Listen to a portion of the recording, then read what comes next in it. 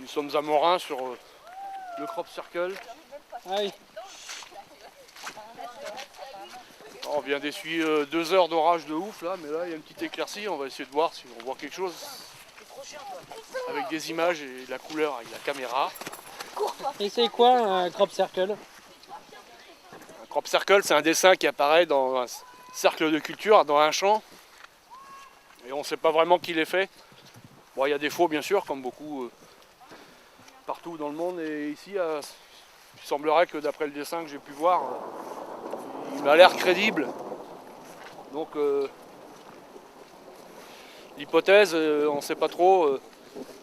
On a été le voir il y a une semaine et puis il y avait 2 personnes qui étaient là qui nous ont dit que c'était fait par une force cosmique. Bon, il peut y avoir aussi une intervention extraterrestre, mais quand on dit extraterrestre, c'est pas forcément petit bonhomme vert, ça peut être une intelligence venant d'ailleurs. Oui. Ça peut aussi venir de la Terre qui s'exprime par ces dessins dans les crops. Certains sont magnifiques, on ne trouve pas la signification, mais il y a certains symboles qu'on reconnaît, donc voilà. Mais là, il y en a eu un il y a quelques jours à Avenches, là, en Suisse, pas loin d'ici, mais il n'a pas été terminé. C'est la première fois que j'entends parler d'un crop qui n'a pas été fini.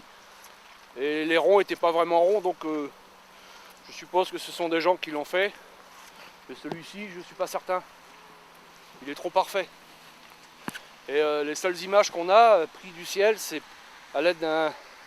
C'est un gars qui avait un hélicoptère télécommandé, qui a fixé une caméra dessus, et qui a fait un film d'ailleurs, qui n'est pas net, mais bon, c'est mieux que rien.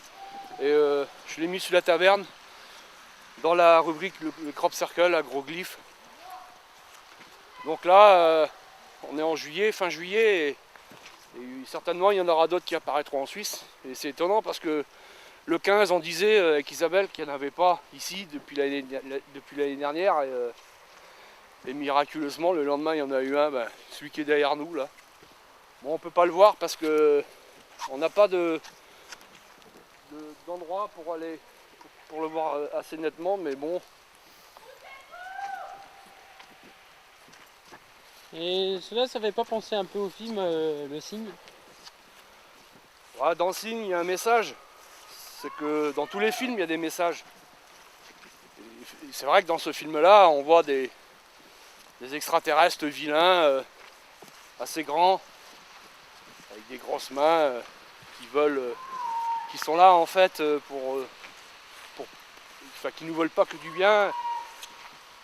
Et puis en fait, c'est un signe, d'où le titre du film.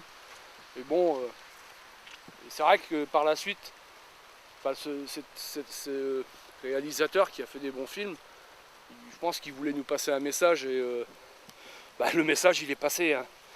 On sait très bien que ce ne sont pas des gens qui les ont faits. Malheureusement, il y en a beaucoup, il y en a quasiment un tous les jours en Angleterre. Il y a tellement de champs à perte de vue qu'on peut supposer que certaines personnes les font. Pourquoi, on ne sait pas. Toujours est-il que même si 90% des crops dans le monde, et ça fait depuis la nuit des temps qu'il y en a, si 90% sont faux, nous on s'intéresse aux 10% qui sont vrais, et peu importe ce que dit la presse ou les médias, c'est pas notre problème. Mais est-ce qu'il y a vraiment plusieurs théories pour ce crop circle, plusieurs théories de fabrication de ces crop circles, si on peut dire comme ça? Non, parce que, à titre d'information, en 96, il y en a un qui est apparu à Stonehenge en Angleterre, sur le site mégalithique. Donc il y a, ici il y a le site, il y a une route, comme on peut voir là, et puis derrière il y a un champ, et il y a à peu près 2-3 km qui séparent le site mégalithique à ce champ, et une personne qui pilotait un avion qui allait amener des personnes à un autre endroit est passée par-dessus le site pour qu'ils voient de l'avion, et dans ce champ-là il n'y avait rien. Et 3/4 d'heure après, quand ils sont revenus dans le sens inverse, il y a un crop qui est apparu qui faisait 300 mètres de diamètre avec plus de 400 cercles de différentes tailles, je crois. Julia, ces crops, ce qu'il faut dire, c'est qu'ils apparaissent parfois en quelques secondes. Il n'y a pas d'endroit précis. Là, par exemple, on peut voir, il y a des voitures qui passent. Bon, c'est désert parce que ça fait quand même ça fait 10 jours qu'il est apparu, donc les gens du secteur sont venus le voir. Et bon, enfin pour moi je pense que c'est plus un message venant de là-haut, de qui je ne sais pas. Certains crops ont été déchiffrés, d'autres sont mystérieux, ils sont beaux, ils sont énormes. Et ça attire de plus en plus de foule, de gens qui s'y intéressent. Alors nous on est là pour tenir les gens informés de ce qui se passe et puis tout simplement on le fait quoi. Quand on demande à des personnes pourquoi qu'il n'y aurait pas dans le gouvernement une branche qui s'en occuperait en tout bien tout honneur avec un peu de crédit pour aller sur place et sur le terrain. Mais quand on leur demande, ils nous disent bah ouais on sait pas. Nous on sait comment faire et c'est pour ça qu'on le fait. Et on est là ce soir, on s'en fout s'il a plu ou pas. Maintenant on va essayer de voir si on peut attraper quelque chose avec la caméra qui fait infrarouge. Mais ce que je sais c'est qu'il y a une branche de l'armée qui s'en occupe. Ils ne sont pas nombreux mais il y en a quelques dizaines qui font que ça, qui surveillent ces champs-là. En France, je parle pour la France. Et nous avons des informations. Mais je n'ose pas trop en parler parce qu'après on va me prendre pour un fou, mais plusieurs personnes pourront témoigner que ce que je vais vous dire va vous paraître bizarre, mais il y a des personnes dans ces crops, en plein jour, qui ont senti une présence, quelque chose se faufiler, mais quelque chose de très rapide, ils ne savaient pas ce que c'était quoi, mais ils en ont pas fait cas. Et par la suite, on a su qu'il y avait des gens cachés dans une tente qui surveillaient ce crop avec des caméras infrarouges aux quatre coins et tout ce qui rentrait dedans, ils ne pouvaient pas le rater. Donc ils enregistraient ces images-là, c'était sur un écran moniteur. Et puis, et qui sont ces gens? Ce sont des gens de l'armée, je pense. Ils doivent être 200 à peu près, à s'occuper que de ça. C'est un peu comme Fox Mulder, X-Files, les affaires non classées. Et ils savent très bien que nous on s'y intéresse. D'ailleurs ils nous ont conviés dans leur tente. Et ils nous ont contactés par le biais du site, la taverne bien sûr. Et un des témoins s'est rendu justement sur ce crop là, celui de S. Mais celui de S c'était pas un vrai. Ce que les gens ne savent pas, c'est qu'il y en avait un deuxième qui était à quelques mètres de là, qui était totalement en retrait de la route et qui représentait une étoile de Magen. Et donc la personne a été dans ce crop, mais elle ne savait pas qu'elle était filmée à son insu. Et l'orage a commencé à tomber, comme là on a vu tout à l'heure. Et quand elle était dans le crop, elle a senti comme un tourbillon sous ses pieds, ça vibrait. Et donc elle est rentrée, elle a pris des épis de blé pour ramener chez elle. Après elle m'a contacté par la taverne. Et elle est retournée 2 jours après. Parce que ces personnes-là dans la tente l'ont contacté et lui ont demandé de passer les voir, tout bien tout honneur. Qui défendaient pas un territoire occupé mais qui sauvegardaient des intérêts. Pourquoi, on ne sait pas. Mais ce qu'ils lui ont montré sur ce qui a été filmé en infrarouge, c'est que quand elle était dans cette étoile de David, cette forme qui était apparue, que personne n'a eu l'existence sauf eux, ils lui ont dit comme ça, écoutez ma petite dame, revenez nous voir, sans ça on repart avec notre étoile. Donc elle s'est rendue sur place 2 jours après et ils lui ont montré la bande vidéo et on voit la personne dans l'étoile de David. Et au-dessus d'elle, il y a 3 boules lumineuses, mais qu'elle n'a pas aperçues sur le moment. Donc, et par la suite, ils lui ont montré une autre vidéo, toujours filmée en infrarouge. Et sur cette vidéo, on distingue une créature qui était à l'intérieur de cette étoile de David, qui peut ressembler à ce qu'on dirait quelque chose de reptilien. Dans les 1m50, 1m60 et qui de temps en temps savait qu'elle était observée cette créature. Donc à un moment donné, d'après ce qu'on m'a raconté, elle s'est approchée d'une des caméras infrarouges et les soldats qui étaient dans cette tente ont vraiment eu peur. Maintenant je pense qu'ils ont certainement l'habitude de voir ce genre de choses, donc ils sont préparés à ça. Nous, on peut pas le montrer ça. Si on pouvait avoir que 2 minutes de cet enregistrement, vous pensez bien qu'on le mettrait en ligne. Mais où passe ce genre d'enregistrement? Bah justement, ils le gardent avec eux. Tout le temps. C'est dans... Donc il y a bien une filiale, quelqu'un qui s'en occupe, mais Ouais, bah il y qui a... vient du gouvernement. Voilà. Ça, c'est sur un DVD gravé quelque part dans une armoire, fermée dans un bunker, dans une base quelconque, je ne sais pas quoi. C'est ce qui apporte vraiment les choses étranges qui se passent en ce moment. Mais c'est un témoignage comme un autre. C'est la réalité quoi. Nous on a les pieds dedans, on est dedans à fond tous les jours dedans et ça ne nous étonne pas d'entendre ce genre de choses. Donc maintenant avec cette caméra là peut-être qu'on va apercevoir quelque chose qu'on verra pas à l'œil nu, mais ce qu'il faut savoir c'est qu'en Amérique ils ont interdit depuis peu les appareils photo numériques qui font infrarouge, ils les ont bridés et ils se sont rendus compte qu'il y avait trop de personnes qui voyaient des choses qu'on ne devrait pas avec ce système là. Et ça partout dans le pays? Comment? Et ça partout dans le pays? Ouais, en Amérique, tous les appareils ayant des fonctions night shot ou infrarouge, comme on dit, sont interdits à la vente ou sont bridés. Donc, ce qui Ça veut prouve... dire qu'il est interdit d'en posséder un alors? Bah, il y a des personnes qui en possèdent un. Je sais qu'en France, c'est pas interdit encore, en Suisse encore moins. Mais on voit pas forcément que des choses dans les crop circles avec cette fonction-là. On peut voir aussi des entités, des fantômes dans des endroits déserts, des enregistrements, les lumières là qu'il y a eu, comment que c'est, par cet avion de surveillance là, c'est au Mexique là, qui surveillait des avions qui transportaient de la drogue et c'est à Campeche. Et effectivement, il y a 15 objets qui sont visibles en infrarouge, filmés de par cet avion-là. Et on nous a expliqué que c'était des torchères de plateforme.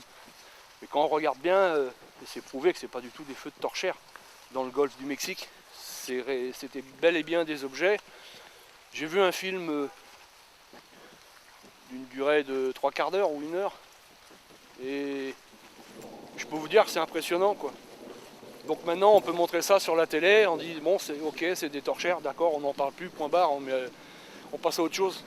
Mais c'est pas du tout le cas. Donc maintenant, il y a plein de mystères comme ça, mais c'est intéressant de savoir que les Américains ils se préoccupent de cette fonction night shot et à côté de nous qu'on ne voit pas. L'appareil numérique révèle des anomalies sur nos photos. Faut regarder plutôt 2 fois qu'une toutes les photos que vous faites et vous verrez que des fois dans le ciel il y a un objet qui apparaît alors que vous n'avez rien vu à l'œil nu. Et ça c'est pas un secret, hein. Tout le monde. Enfin nous c'est ce qu'on avance sur la taverne. On a des photos qui le démontrent. Nous c'est pour ça que ça fait notre force, c'est que les gens nous envoient nos photos, on les écoute, on n'est pas là pour se moquer d'eux, on se prend pas la tête et comme je le disais, nous on sait le faire, c'est pour ça qu'on le fait, donc voilà. Mais c'est vrai que même moi avec mon appareil que j'ai là j'ai pris des choses avec et il n'y a pas si longtemps on a filmé un objet assez énorme au-dessus de la maison où on était avant. Il y avait 2 points lumineux, un à l'avant, un à l'arrière. Ça se trouvait où cet endroit? C'était dans la Marne. Et ça passait au-dessus de nous dans un plus grand silence. Ça devait être à, je sais pas, 500 mètres, peut-être 1 kilomètre, mais c'était énorme. Ça cachait les étoiles. J'estime la taille de l'objet à, je sais pas, 500 mètres, 1 kilomètre peut-être, je sais pas. Vous croyez que ça représentait quoi? On voyait pas de... Ça avait pas de forme, mais il y avait la lumière arrière était plus puissante que celle de devant. C'était pas des avions, c'était pas des étoiles, c'était pas... Toujours est-il, c'était silencieux. Donc, et ça se déplaçait lentement. Ça devait aller à, je sais pas, 50 km/h. On l'a filmé avec l'appareil là, mais c'est vrai qu'on ne distingue pas. Ce que nous on a vu à l'œil nu, il y avait 6 témoins. À mon avis, ça devait être quelque chose comme ce qu'il y a eu en Belgique en 89, 90. 90, la vague belge. Ouais, ouais, ouais. Qu'est-ce qui s'est passé en 90? Bah, il y a eu une vague belge sur la Belgique, plus de 400, je crois que c'est 400 apparitions en une seule nuit, des milliers de témoignages et d'après mon ami Claude Burkel, qu'on a interviewé chez lui sur cette vague belge pour fêter les 15 ans, ouais, et qu'on peut voir à la taverne, et il nous expliquait que certainement un objet avait dû se perdre ou s'écraser dans le secteur, et c'est pour ça qu'il y avait autant d'apparitions. On a Donc- trouvé des traces de ces crashs. Non, justement, on peut supposer que ça a été récupéré et que. C'est-à-dire que 500 personnes à 30 endroits différents, sur toute la Belgique, ont aperçu des objets, on va dire, à la même minute. Donc on sait que c'était pas le même objet. On sait que c'était pas un F-117 furtif. On sait que c'était pas un bombardier, un B-2 Spirit de forme triangulaire, parce que ce genre d'avion, il faut qu'ils aient une poussée de 200 km/h, sans ça il s'écrase. Et là c'est des objets qui volaient beaucoup moins vite.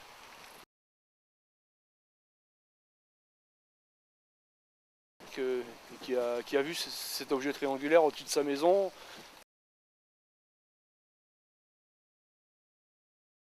À deux. Et ben leur vie elle est peut-être bouleversée à jamais maintenant, ils voient les choses différentes.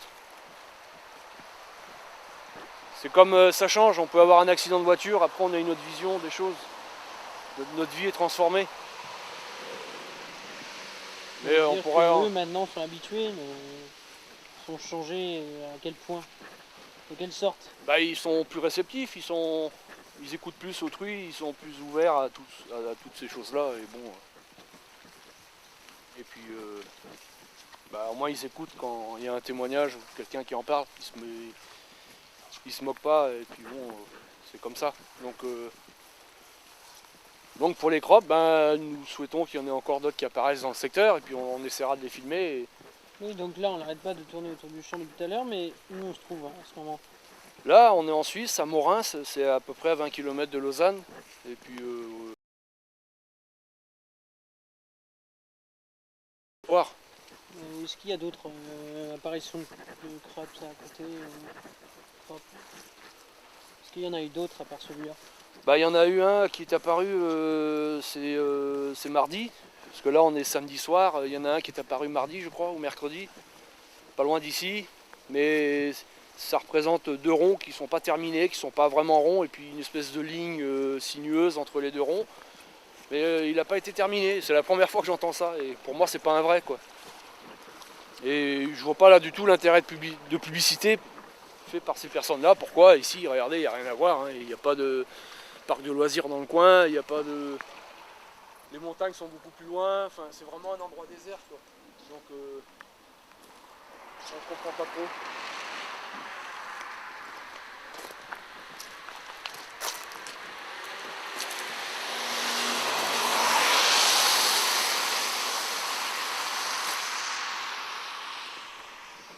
Mais peut-être que quand il fera plus nuit tout à l'heure, on essaiera de filmer en infrarouge et puis on verra bien. Après tout, on est là, on n'est pas là pour provoquer l'événement, mais comme on est sur place, bon bah après tout, nous on est pacifistes, on